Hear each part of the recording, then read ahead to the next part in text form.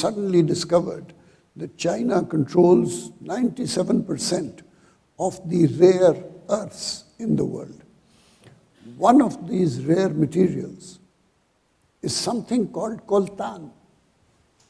I had not heard this word a few years ago, but apparently it is a word which everybody should know, because you cannot have a cell phone, this cell phone, without coltan.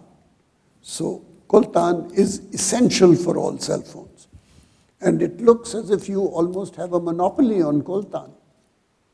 So you must be a very powerful and a very rich man if you are controlling the cell phones of everybody around the world. Tell us more about coltan.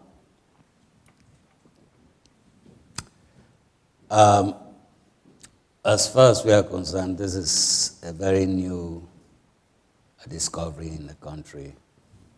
And we don't know so much about it as yet, but we know that there is an exploration company that has been given a franchise to explore for the possibility of discovering this particular mineral called coltan.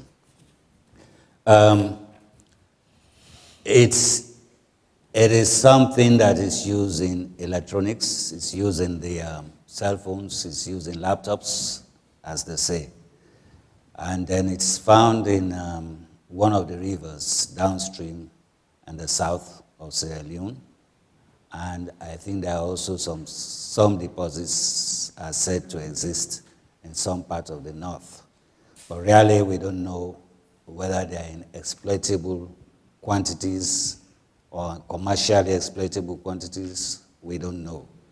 It's very new and we are looking at it ourselves, but we'll be delighted if, of course, if we are fortunate to have them in good quantities so that the country can use it for its development strides. But then we are delighted to know that we have it. So if I want to become a millionaire, all that I need is to get a license to mine coltan in Sierra Leone. And then I'm made for the rest of my life.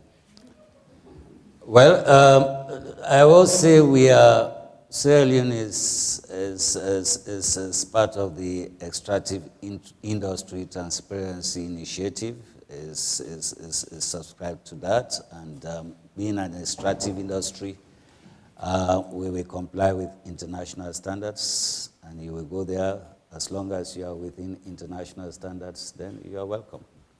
But then we make sure that at least the management of that particular resource will now be for the benefit of the country. So you don't just take what, although we guarantee repatriation of capital and repatriation of your dividend and interest, but we make sure at least that the mining communities around the area also benefit from that, from the resource. I'm very glad to be your friend.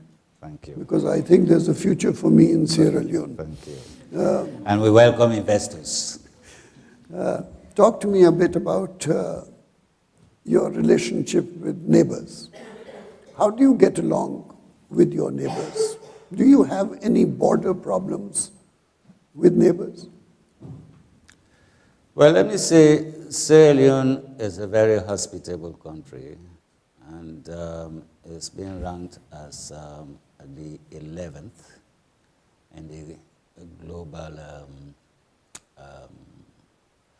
I think, an index which just came out, Charities Index which came out. I think we are ranked as 11th for hospitality. 11th for hospitality? Hospitality, yes. It's a very friendly country. Our neighbors, Guinea, of course, we have very good relations with them, including Liberia. Also, Ivory Coast, which is a bit further, we all belong to the Customs Union, which is a regional economic community called the Mano River Union. And that was founded in the early 70s, and it's been going on. But because we have problems in each of those countries, a civil war in Ivory Coast, Guinea is a little bit not too steady. Liberia had its own civil war, Sierra Leone had its own. So we are finding it difficult to resuscitate the Mano River Union. But then we have very good friendly relationship with our neighbors. But you have no border problems with anybody.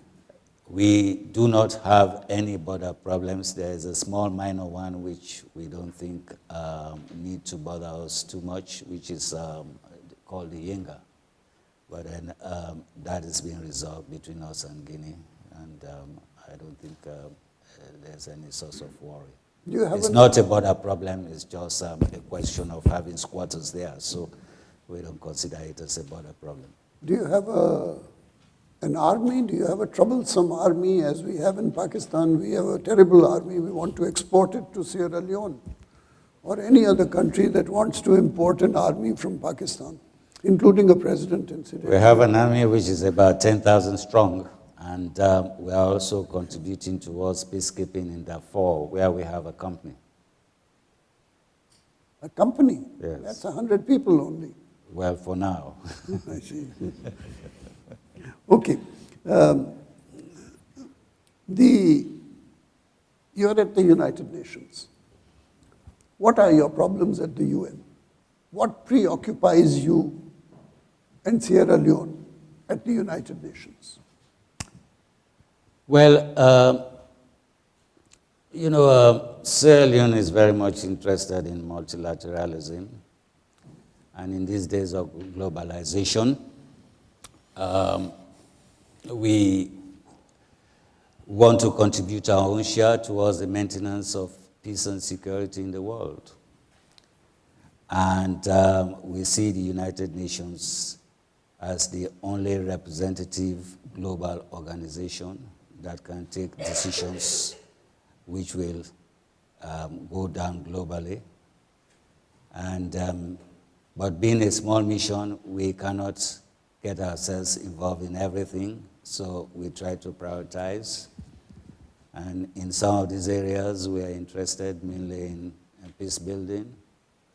We're interested in the Security Council reform because our head of state is chair of the Committee of 10, founded by the OAU. And also, we are interested in the UNDP projects. We're also interested in decolonization, which is because we are vice chair of the Committee on Decolonization. We are interested in areas of peacekeeping also, since we are now a troop contributing country on a small scale. And we are also interested in developmental issues through ECOSOC. And these are the areas I think we are interested in, and with our small resources we have in the mission. But then generally we try to get ourselves involved in almost everything really that goes on in the UN.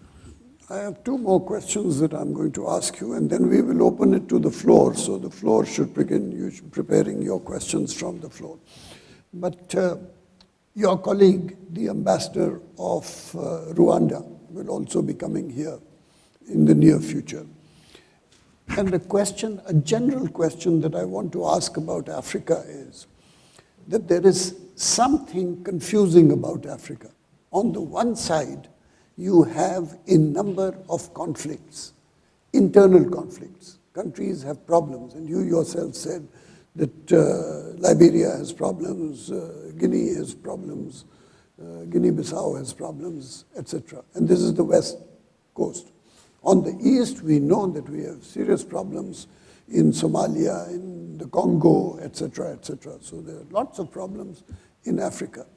That is the negative. But then there is this extraordinary positive of an Africa that is coming together closer and closer in the African Union. We have never seen countries come so close together as in the African Union. In the United Nations, we know that you cannot succeed unless you are friendly with the 53 countries of Africa, because they are sticking close to each other and voting together. So how is it that on the one side you're fighting, and on the other side you manage to come together in such an important African Union? How do you explain this schizophrenia that you have?